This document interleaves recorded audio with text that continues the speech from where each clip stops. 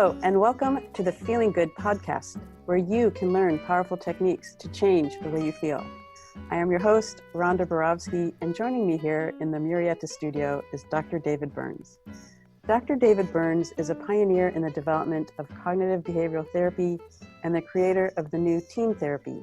He is the author of Feeling Good, which has sold over 5 million copies in the United States and has been translated into over 30 languages. David is currently an emeritus adjunct professor of clinical psychiatry at Stanford University School of Medicine. Hello, Rhonda. Hello, Ellis. Hello, David. Hello, David, and welcome listeners to episode 204. And we have a really exciting episode today because we're interviewing one of our favorite people, Alex Clarke. David, do you want to just introduce who Alex Clarke is and how you guys met and tell us a little bit about him? Sure. Okay, fine. This is going to be totally spontaneous. I don't know that much about Alex's past. He's a bit of a mystery man, but a fantastic colleague. Alex, you were first a student in the Tuesday group when you started your residency, and you were present sometimes, and then you were away a lot because you were doing some psychoanalytic, psychodynamic training up at UCSF, and then toward the end of your residence, we began working together a great deal more, and I was just delighted when, following your graduation from the Stanford psychiatric residency training, you decided to go over to the Feeling Good Institute, and now you're going to open up your own individual practice doing team. And then we've teamed up on all kinds of projects together. We're working on this fantastic research project with a huge database of over 9,000 team therapy sessions. We're working on an app together, the Feeling Great app. You've been working with my son Eric on his new measurement tool that will replace the one that was used for a period of time at the Feeling Good Institute. But I just know you as just a wonderful human being, a great colleague, and just a delight. And my son said something about you that really rang true, and it's something I had actually wanted to ask you about, but that you're probably the most positive and non-defensive human being I've ever known. Eric, my son, says that it's like you really don't have a self, and someone can say something to you that's very critical or disagreeing with you, and you're totally on board with that. It does not faze you. You turn it into something positive, and I've noticed that too.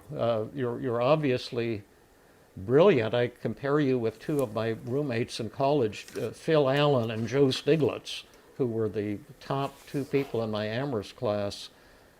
Stiglitz went on to win two Nobel Prizes in economics, and Phil Allen is a solid-state physicist at Stony Brook. But you seem to have that same incredible ability to grasp things almost instantly. But since this is about you, I will now shut up. Well, I know somebody who taught me how to take criticism well and look at things in a different direction. So thanks for that, David. Was that something you learned, or something you've always been like that? Well, I definitely have been kind of the same me for forever. So it's kind of, I've always been really positive. People have always commented about that side of me, but you definitely gave some language, I think, for things that were kind of maybe, intuitive, or things that I had noticed. And so, and you do an amazing job of modeling those type of things in the type of therapy that you have developed. So, Well, Alex, we're starting to talk about you as a person. Maybe I think, we want to tell our listeners that we invited you on so that you could talk about, the comparison and the differences in what you studied when you were in your residency program, which we can get to that. But tell us a little bit about yourself first. Like, where'd you grow up, and what was your family like, and like, who are you? Sure. Well, let me just start off by saying how excited I am to be here. Thanks, you two, for having me on and getting to join. There's just so many exciting things going on right now. I mean, the projects that you talked about, David, hopefully we'll get some time to talk more about them in the podcast, but those are all just really exciting, and, you know, getting to know everybody in the team community and get to all learn and practice together has just been amazing. So yeah, I don't know what would be most relevant. Maybe I'll keep it brief, but I obviously am a psychiatrist. I didn't go directly into medical school. Well, I was born in Seattle. I grew up for the most part in North Carolina, but my parents separated when I was really young, and so my dad and my stepmom have been in Seattle most of my life, and my mom has been on the East Coast most of my life. So I grew up for the most part spending my school years in North Carolina and then spending my summers and kind of winters in Seattle, which was fantastic. And then I stayed on the East Coast. I went to UNC in Chapel Hill for undergrad, and then I went to medical school in Charleston, South Carolina, and knew that I wanted to come to the West Coast. So I came to the West Coast for residency at Stanford, which was fantastic. And that's when I got to meet David. And actually, it's kind of funny. When I was, you know, I don't know, I could tell you more about my path to psychiatry maybe, but once I knew I wanted to do psychiatry, and that was kind of what was calling to me, I wanted to just figure out as much as I could about psychotherapy. And I feel just blessed to have stumbled on Stanford, where David was, and the Tuesday group. And then there's a really big psychodynamic community in the area here too. And so that's kind of, you know, a different metaphor for things, but a huge amount of overlap. And so we can talk all about that. What was your calling to psychiatry? When you started medical school, were you thinking, oh, I want to be a psychiatrist, or what made you take that path? No, I actually went to medical school thinking I was going to be an ER doctor, just because I love the outdoors and love doing stuff kind of in the wilderness. And there's a lot of skills there that I think are cool life skills for like physical medicine. But while I was in medical school, you know, you kind of see everything, and I loved all the different specialties. And I started to get into, then I kind of pivoted and was thinking about surgery, because something about the precision of surgery and the OR is kind of exciting. And in a lot of ways, psychiatry has a little bit of a surgery component to it. I think, David, you've talked about it before, Mark Noble calling it like a micro neurosurgery, kind of using language and you know, talking with people to change their brain circuits. So I got interested more in kind of neurology and neuroscience as medical school was going on. I actually was into neuroprosthetics for a while. There's just so much amazing stuff going on with people controlling robotic limbs and all the different stuff, like the auditory prostheses and all these things. And then I kind of realized I liked talking to people and helping them change their lives, and that felt super important. I had this psychiatry rotation on the inpatient unit and just met all these amazing patients who were healthy in most parts of their life, but just really struggling emotionally and mentally. And I just felt like, wow, if I could figure out how to help these people, that would really be a profound impact in the world and something that would feel really special. And so then I kind of pivoted in that direction, and I've just been so glad. So many people tried to talk me out of it, actually, in medical school, saying, don't you want to be a real doctor? You know, psychiatry can't heal people, and they'll just be pushing medications. That was never my intention at all, which was one of my huge interests in psychotherapy, and feel more like real doctoring happens in psychiatry and mental health and some other places, because you actually get to know people and spend time with them. Was one thing that I'd be interested in hearing a little bit about, another one of your impressive many positive qualities is that you just eat things quickly, like ideas, schools of therapy. You search out the top person, you go, you meet that person, you get them on the phone, you study their methods. I don't know anyone who's been as effective or determined as you to learn all the different current schools of therapy and how they work and stuff like that. And I know that you, and I know this is something that Rhonda's interested in too, and that you got really interested in that psychodynamic training up in San Francisco, and I know that you've looked around at all different approaches. And how did you come to settle in on team, and what do you see as maybe similar or different from the psychodynamic approach? Because that psychodynamic approach is still incredibly popular in America, particularly among psychiatrists and medical schools, and all over the world, really. People are still kind of adhering to the Freudian model. I know it's big in Mexico and South America, and Oh yeah, there's a big resurgence, or I guess taking off in Asian countries as well. I think China has a big revolution happening around psychodynamic psychotherapy, and it's an awesome question. I love that question. In residency, we're taught several forms of psychotherapy, and there's a lot of different ways to think about how to help and heal people. But I think the two fundamental schools are kind of like the two axes were psychodynamic and CBT. And so I figured I'd tell people what CBT is, because our listeners may not all know. Sure, yeah. Cognitive behavioral therapy,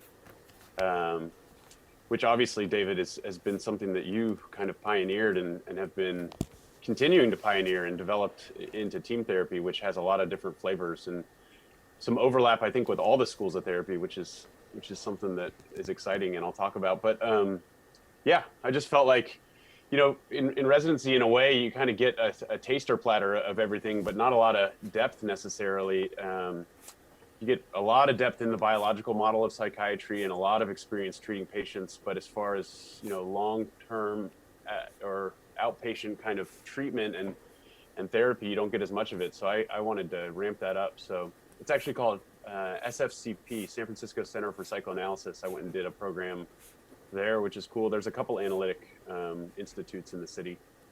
And then we have a wing of it that happens down in the Stanford department too.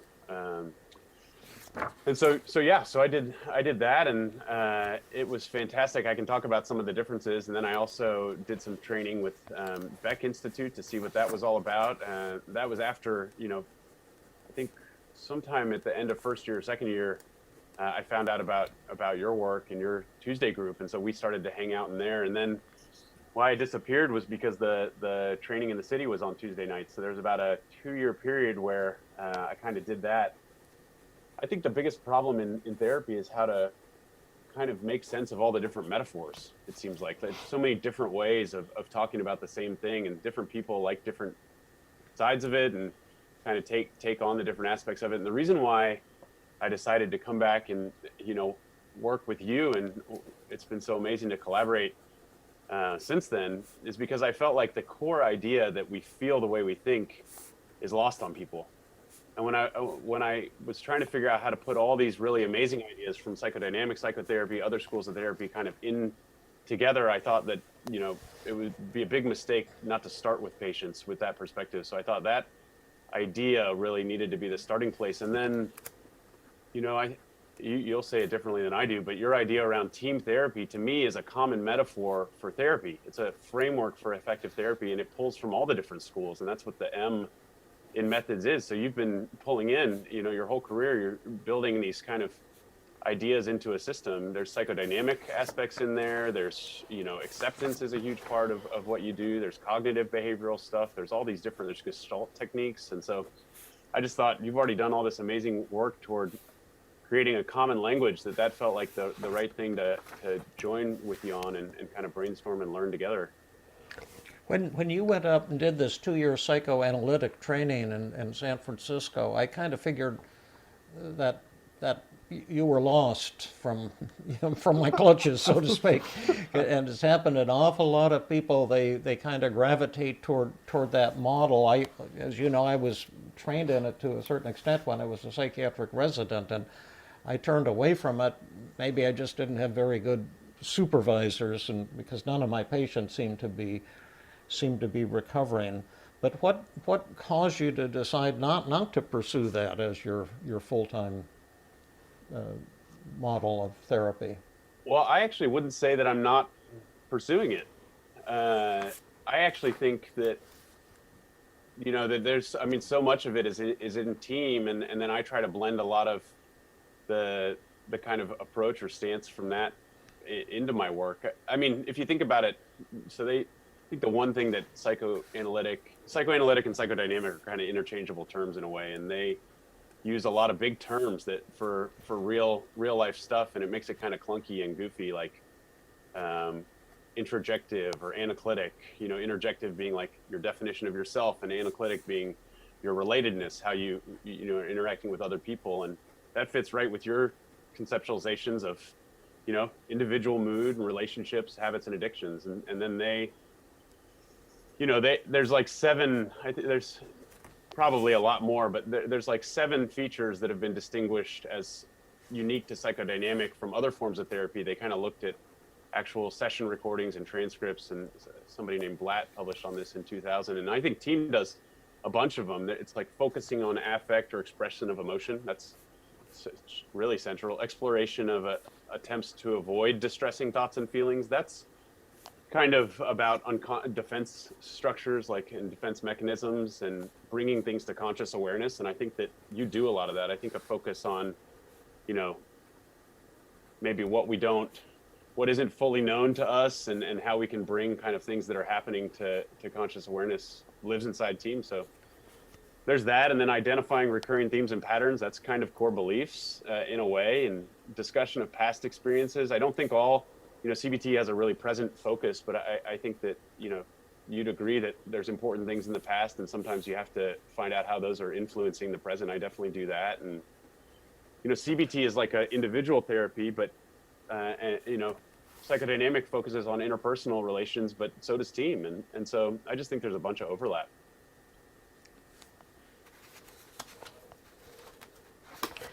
And that's exactly what we wanted to talk to you about. And do you see psychodynamic, the features within particular methods that David's created? Yeah, I mean, we would probably need to define some more of the details of psychodynamic psychotherapy and the psychodynamic stance and things like that. But a lot of it is just about an approach to listening. And David, you have a metaphor, or at least something that you said before, that I think is awesome, about kind of when you're working with somebody early and you're in the E phase, empathy, and you get kind of lost. And you're listening, you're empathizing, and you're waiting for a green light to appear kind of on the horizon, like a blinking light that kind of orients you or makes you realize maybe where you're headed and things like that.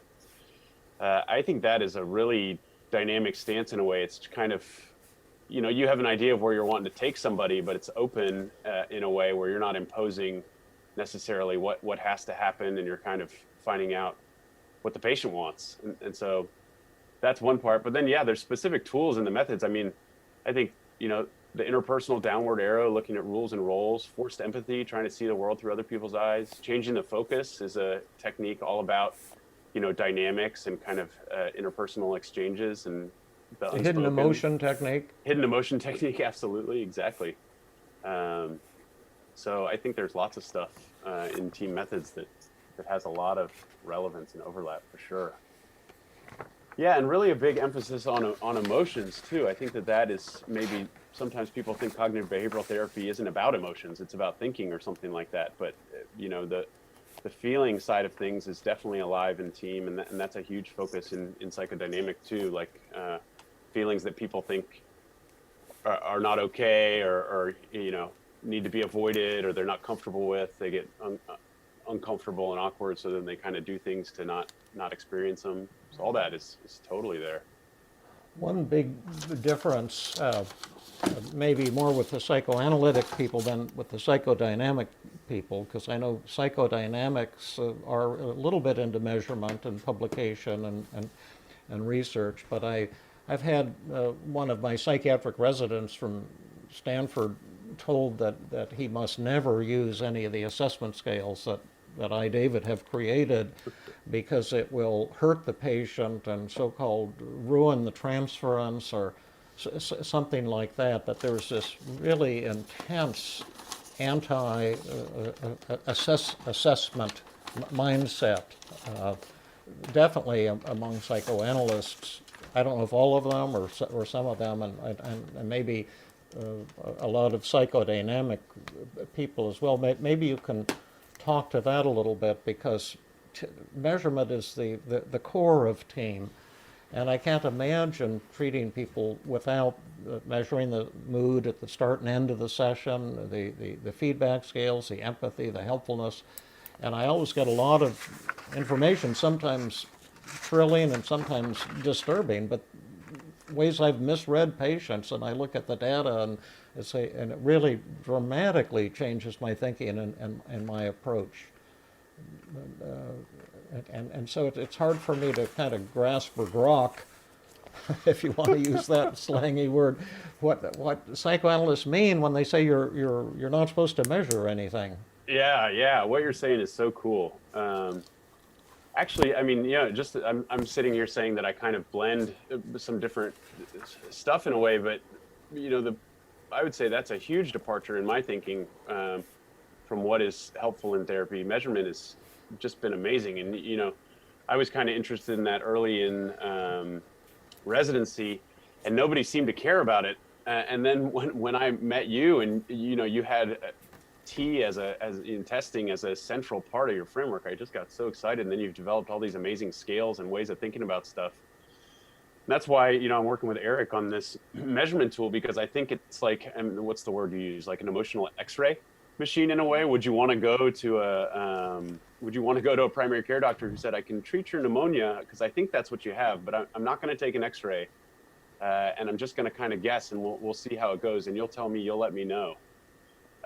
And that just seems like, since I've been regularly using measurement, it's just been revolutionary in a way. And also your research has showed that we're pretty bad at guessing how other people are thinking and feeling.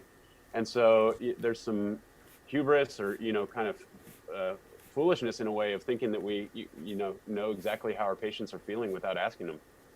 And one way I've thought about it is that when the early physicists or astronomers, whatever they were called in those days, maybe they were even called astrologers or something, I'm not sure, but they began to want to measure the movement of the sun and the moon and the earth and the planets and develop a scientific view of the universe, as opposed to the one promoted by the Catholic Church, which put the earth at the center of the universe. And then the early astronomers said, we don't think that's right. We have mathematical models that are much more effective, showing the earth goes around the sun and the universe don't revolve around the earth. And that was very threatening to the Catholic Church, and heads rolled, and there were persecutions, and it took 100 years for physics to really break away into a mathematical system of astronomy. And now you see the incredible, mind-boggling discoveries that are coming out almost on a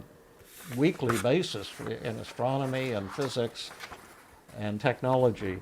And I feel that the same is true now, and I think what we're trying to do is to bring about the revolution, the birth of psychotherapy as a mathematical science.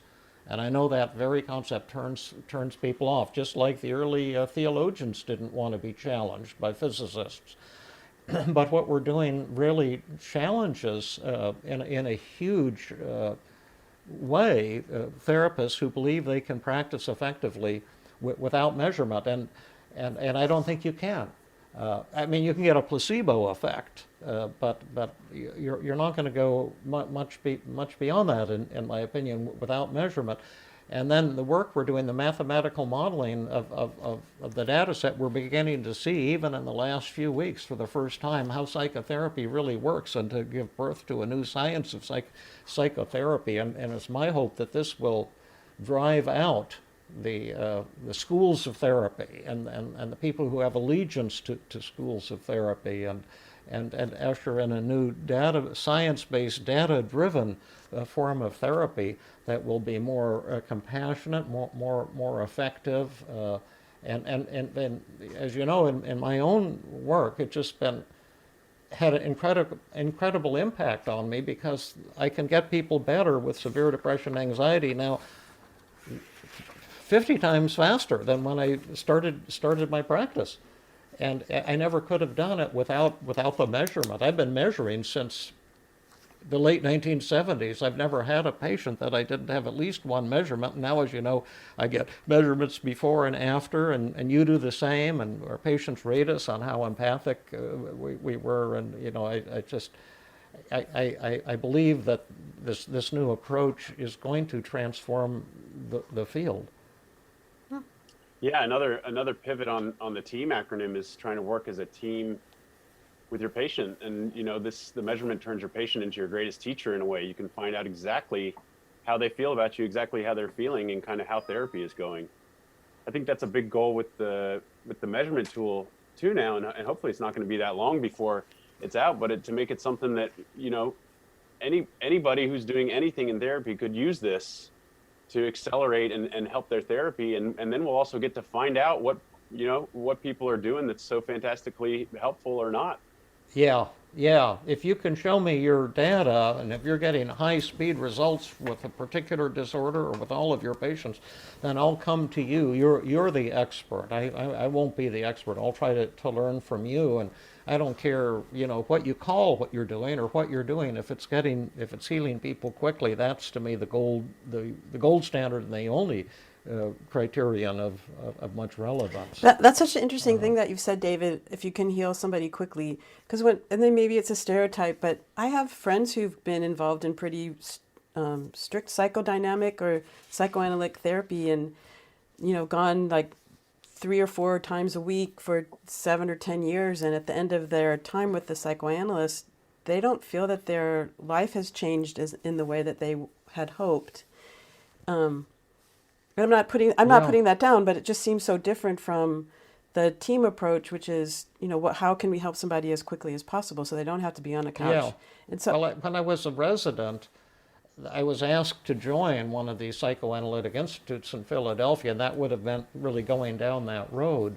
But I didn't want to because, like you, Alex, I wanted to see my patient, and you, Rod, I wanted to see my patients recover, and I simply wasn't seeing that, and I didn't want to spend my life. It was always to me that the king's beautiful clothing, the king was naked. I didn't see much by way of results in my patients, and I knew that was a truth. That was a fact. It wasn't just a perception. And I always wanted to be able to heal people, and it was my dream. Maybe you could learn to get really good at psychotherapy, but then I used to think that, but then you'd have to be measuring things. Like I say, how do the NBA players get so good? Like, they can just shoot, like 90% free throws or 80% free throws. Well, it's because ever since they've been little, they can see the ball go through the hoop. They get feedback every time they shoot. And if they didn't have that feedback, they never could have developed the incredible level of skill. And I said, we've got to be able to have something like that in therapy, so therapists can get feedback to find out if you're making any progress or not. But and that's been the secret of how I've evolved as a therapist and how team therapy works. But still, there are psychoanalysts who just feel this is shameful, ridiculous to be measuring symptoms. It can't be done. It can't be valid. And the resistance to it among not everybody, but many people, is just incredibly intense. And I find that mind-boggling. Well, there's a bit of a cool shift going on too. I mean, people go to therapy for a lot of different reasons and have a lot of different goals. But when you think about it in a simple sense, just like you've said, less intense negative feelings, less often, and the ability to change how you feel would be a key one. More positive feelings and better relationships. There is a wing of psychoanalytic thought that's trying to move more toward measurement now, but they've made it really complicated. And I think that, in some ways that's interesting, in some ways that's not. They have different axes, like a personality axis, the P-axis and M-axis around mental functioning, S-axis around symptoms, and there's a lot of different kinds of stuff in there, but to me, it's all really, it gets kind of pulled down in the details and doesn't focus as much on real life, real humans, and feeling good in a way. Yeah. So Alex, you had talked about how you're blending psychodynamic, psychoanalytic therapy with team therapy. How do you blend the idea of multiple sessions per week for many years versus the team model, which is more trying to get rapid recovery. Oh, that's a great point. I don't mean when I talk about blending the two, I mean kind of like a way of working and thinking and listening. I don't think I mean as much about like in being in therapy forever and ever and this type of thing. I still fully adhere to, the rapidness of team, the tool-based work of team, the kind of, we want to see improvements in this session and to have you feeling better. We want to have you doing work between sessions to make sure that you're learning the skills, learning the tools, and doing those type of things. So I think it's more along the lines of, trying to brainstorm with David, read the literature, do stuff like this to think about cool new methods, ways to hear people better, ways to make better sense of what's going on between, each of you in therapy and these type of things. So it's less about the kind of structure and more about the thought. Yeah, you can get to a person's core conflicts. Like you mentioned, the downward arrow, the individual downward arrow, the interpersonal downward arrow. You can get at somebody's core conflicts using those techniques in about 5 or 10 minutes. And you pretty much come up with the same thing that people who have been in psychoanalysis for years are trying to come up with. And it just, a practical, straightforward way of getting the job done. And I'm just kind of shocked when and I do mean to be critical of the field. I get shocked when I see how vague people's thinking is when they try to create scales, how goofy the scales are. And if people are depressed, you can find out how depressed they are in 15 seconds with say my 5-item depression scale. You can take it, score it, and interpret it in 15 seconds, and it's over 90% accurate, 95% accurate. And then what people want is they want that depression to go away, and they want to feel happy rather than crappy. And those are things that you can measure. And if you find out at the beginning and end of each session, as you say, Alex, your patients become your teachers, and they let you know when they're feeling better, when they're feeling worse, and what you're doing it works well. And that's why I'm so excited, because I have changed dramatically. But it's painful. Another part, I think, of team that's necessary, and this is not, I don't think, a part of psychoanalysis, is the death of the therapist's ego. Because when your patients criticize you, they're, I would say 100% of the time, telling you something that's true. And so you have to be willing to see the world through your patient's eyes. But often what they're telling you are devastating things like, you don't care about me, you're not helping me, things that therapists don't want to hear. But if you're willing to hear those things and let your ego die, you can develop much deeper relationships with your patients just, in a matter of minutes. But it requires the death of the patient, of the therapist's ego. And of course, the therapist is trying to lead the patient to the death of the patient's self too, and the discovery that there is no self. And it's so freeing when you discover you don't have a self. I sent you that email, Ron, to somebody wanting a podcast on that idea that we have no self. But it's freedom from the suffering, that liberation from the suffering that most of us human beings experience a good bit of the time. Alex, I want to ask David, you. I know. You guys are talking about super profound things and testing, which that made such a huge difference. But I want to ask you something really specific about a particular team method that you brought up called hidden emotion, that we also talked about in episode 196, that I kind of floundered around a little bit when you were talking about it. And maybe we could explain it. Maybe you could explain it a little bit, Alex, and just tell us too. You mentioned that as sort of a blend of psychodynamic and team therapy, but why is that? Can you say more about how psychodynamic is embedded in that method? Yeah, let me answer that. But let me first say something about what David just said, because I think it's something that was really exciting to me and feels important. Team is kind of like a dance in a way, and I think that this is somewhere where team is more of a blend of a lot of the different schools or psychodynamic stance and CBT, which is that you have this structure, like you're going T, E, A, and M, but you're really paying attention to what's going on between you and the patient, and you're kind of dancing. And David, you've kind of described it this way sometimes too, like if you bump up against resistance or something kind of happens in the relationship that needs to get sorted out, you're kind of pivoting. When somebody steps left, you're stepping right to match them, and it's a little more of a free stance. You're kind of leaving space, listening, being a little less non-directive, and saying, is there something that you want my help with? We could work on that, or maybe there's something else altogether that's going on.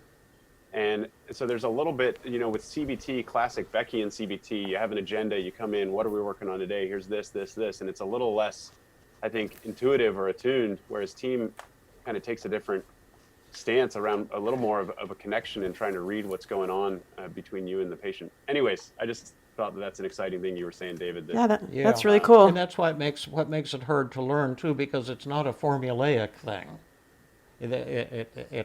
It's the dance of therapy, the dance of human relationships, and how to deal with it when the patient feels you don't care about them, and when they feel that way, you probably don't. You're probably ticked off at the patient, frustrated.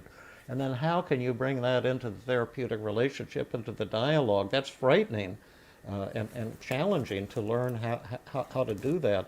But the reward can be phenomenal in terms of transforming failed therapeutic relationships into breakthroughs and quickly. We're just babbling away here. Let me answer that question for you, Rhonda, just real quick. David can answer it better than I can, but I mean, my basic understanding from your phrasing, David, is that the hidden emotion technique is essentially, when somebody is experiencing anxiety because they either have a problem in their life that they're not dealing with, or they have some negative feelings that they think aren't okay, or they're not, expressing, and so they sweep them under the rug, and then it comes out as anxiety in a lot of different parts of their life. Then they focus on the anxiety and get distracted from the actual problem. And so that would be, I guess, bringing something to conscious awareness in a way. If you think about dynamic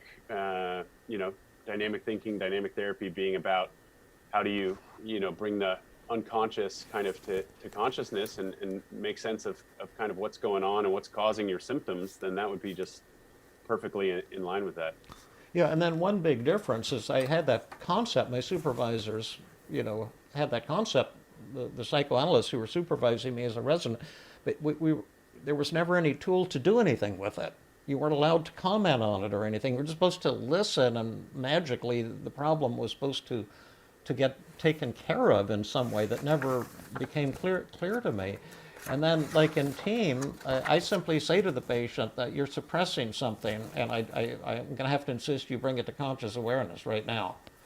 And I'll give you some hints as to what it is. I don't know what it is, but you're all anxious when you go to work. And you say every time your boss walks past your desk, you have the overwhelming urge to vomit on him. And then you have to go home sick. This was an actual patient that I had. This is the first patient that made me aware of how to use the hidden emotion technique. And then it sounds very much like this patient, there's some conflict there at work. Is she pissed off at her boss? Is there some, has he been making sexual advances? Is he treating her poorly? What is it? Well, it was none of those things, but there was something, and it turned out that she was working for a fellow wholesaling soda pop, and he was doing well, and she was his right-hand woman, and she was his best employee. He was giving her advances, raises and promotions. But the bottom line was she didn't want to spend her life as a soda pop, selling soda pop, and she just thought she didn't have the right to want to do with her life what she wanted to do. And when it came to conscious awareness, suddenly her panic attacks disappeared. She talked to her boss and said, I don't think this is the career for me, and I've always wanted to get a job in designing women's clothing, and she quit, and she found a job in that area, and she never again had another panic attack. But I had to be kind of pushing her, and she was kind of pushing me to come to the thing that what she was sweeping under the rug, and that made a huge impact on my career. And then I began to see, wow, this is true of most anxious people. They're upset about something in the here and now. It's not a repressed childhood memory. It's a repressed memory from 2 hours ago. And then bringing it to conscious awareness is a powerful healing tool. But it was just taking something that the analytic supervisors had kind of hinted about as going on, and say, well, let's put this into common sense English and get some tools for making it happen. Here's something fantastic with what you're saying too, which is that, I mean, you've taught it to me this way, and I've seen it for people who have that problem, that's going to happen again. And then the next time they get to feeling anxious, they can know, oh, I need to do this thing. And I think that that's the power of team. Something magical, David, that you've done is that when you work in a specific way with specific techniques that have specific names, when it works for somebody, then they can say, oh, this, I know this, I get it, and I can use it for myself again in the future. Yeah, because if the hidden emotion technique works for someone, I can tell them, oh, you're going to get probably anxious 1,000 times before you die. Your anxiety will come back, but now it'll always be because you're pissed off at someone or ticked off or you don't like something that's going on. Just figure out the next time you get anxious, your anxiety is an asset because it's telling you there's something that's not right in your life. That's what your body is telling you. And if you figure out what that is and deal with it, again, your anxiety will suddenly and totally disappear. Well, I love what you're saying, Alex, and Rhonda, your questions. How are we doing? Are we bringing out the brilliance in Alex that we were hoping to? I had a question for you. Suppose somebody wants to tap into your warmth, handsomeness, and brilliance and become your patient or something.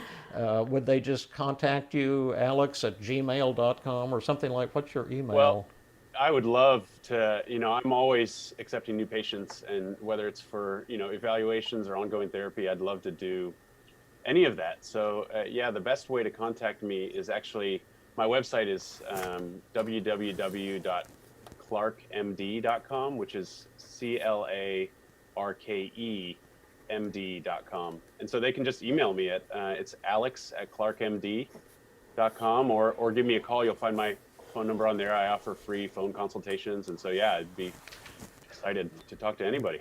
Thanks. Anything else we should have gone over today, Alex? Well, questions you wanted us to ask you? We should ask Rhonda maybe. It's been so fun to talk about these ideas and things. Rhonda, what else? Well, I think you already talked about it.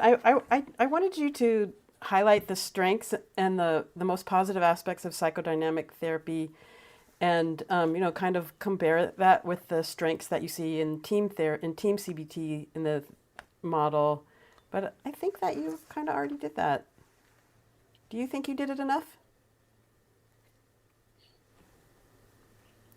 Yeah, that seems pretty good to me. I mean, it's the main thing to me. There's just so many cool ideas out there in psychotherapy, and I think what I was saying is that to me they just feel like metaphors for the same thing often. There's so much overlap, and so when you can bring it down into real language, and we can bring it down into stuff that is understandable and kind of makes impact quick, that is to me what's awesome. And that to me is, David, what you've been dedicating your career to doing. So it's just so fun and cool and impactful. Nice. Yeah, I think we've hit every question I sent Alex.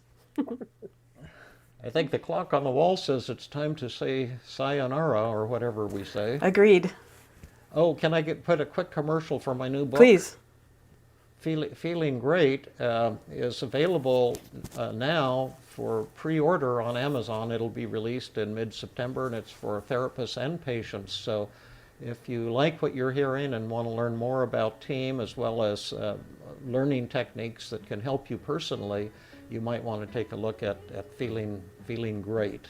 Nice. Thank you, everyone, for listening. Thanks, Alex, for spending some time with us.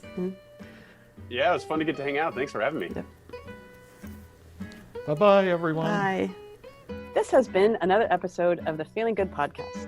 For more information, visit Dr. Burns' website at feelinggood.com, where you will find the show notes for this episode under the podcast page. You will also find archives of previous episodes and many resources for therapists and non-therapists. We welcome your comments and questions. If you want to support the show, please share the podcast with people who might benefit from it. You could also go to iTunes and leave a 5-star rating.